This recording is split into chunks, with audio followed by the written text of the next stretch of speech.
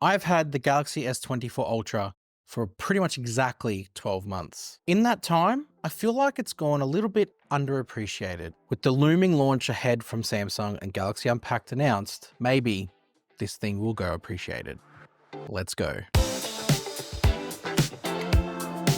So Unpacked is days away now, and a lot of what we've seen on the internet points to a shift from Samsung. This will also no longer be the shiny S series that Samsung has in its lineup. There'll be a new one taking its place. I want to reflect back on 12 months with the Galaxy S24 Ultra, just purely because I think when the new one comes out, people might look at this as the last of its kind. The boxy shape, the industrial design.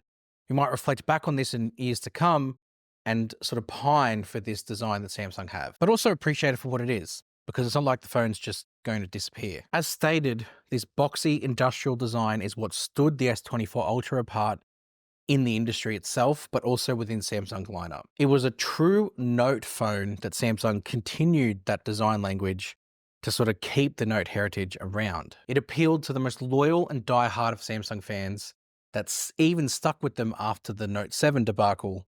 May it rest in peace. When you looked at this thing, it was like looking at Samsung's mobile branding in the eye, staring it in the face. This is everything Samsung Mobile was and is and has been in a boxy smartphone design. It also was Samsung's first Ultra flagship with a completely flat display.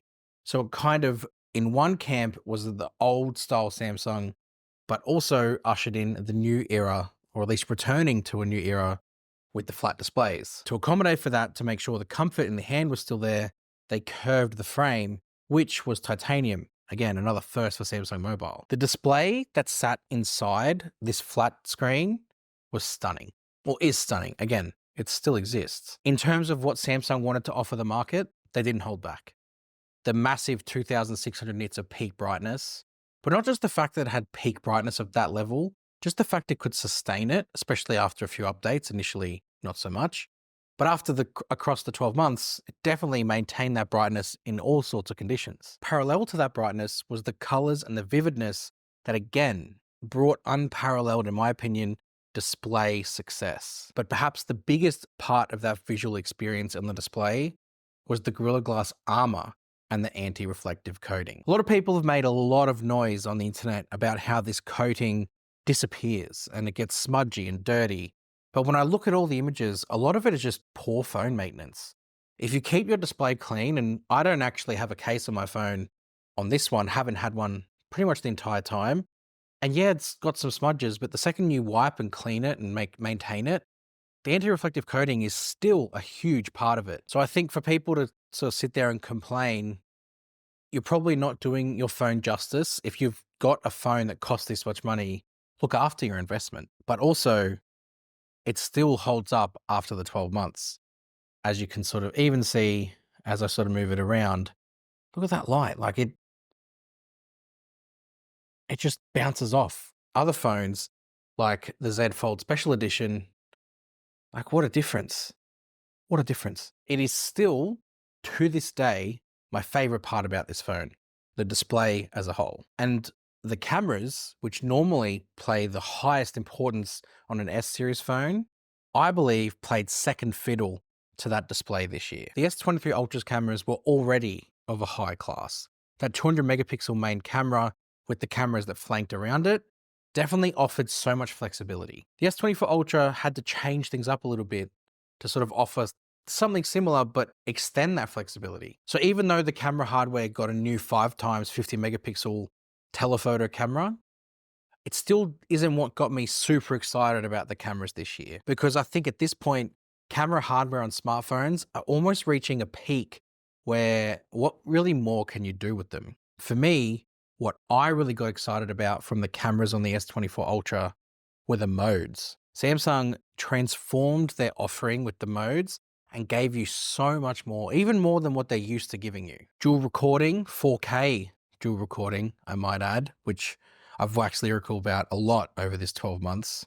The improved single take, where you could record and take moments from all of the cameras on the rear, which did get back to the S23 Ultra, but started its life here. 4K auto framing, which again, exclusive to the S24 Ultra, No other phone got that except for the Fold 6 later in the year. 4K 120 in Pro Video mode.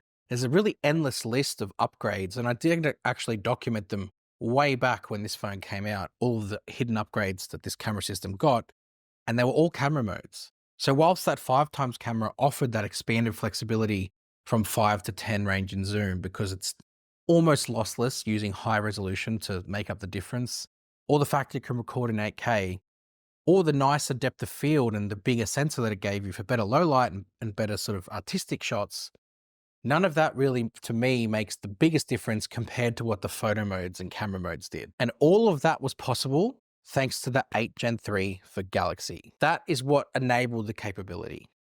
The peak performance of that chip allowed Samsung the room and the ceiling to put in these camera modes. I'm not really a heavy gamer. Most of my phone usage when it comes to performance is down to things like Samsung DeX or maybe video exporting.